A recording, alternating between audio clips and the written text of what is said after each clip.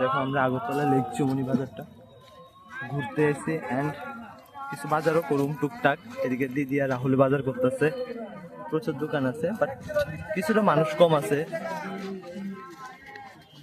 যেহেতু চৈত্র সেলের বাজার অন্যখানে হইতেছে, এখানে তো জাস্ট সবজি টবজি মাছ মাংস, সে কারণে এখানে বেশি একটা মানুষ নেই।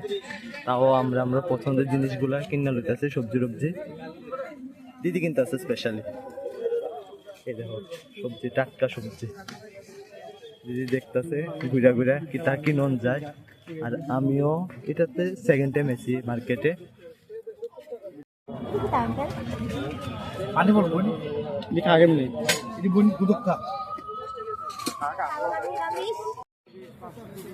অবশেষে এখানে আয়া ঢেঁড়স কিনতে বইছে।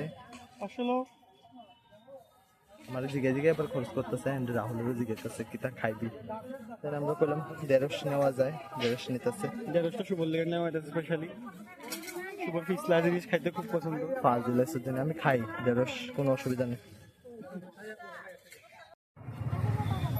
এই মুহূর্তে আমরা করছি টিফিন দোকানে, দেখতেছ অনেক ভিড় এখানে। আর আমরা পুরো সবজি নেওয়া হয়ে গেছে, তারপরে দিদি এখান থেকে আবার চপ লইতেছে। দেখো দিদি আর আমরা মিলা কিতা কিতা শপিং করে আনছি।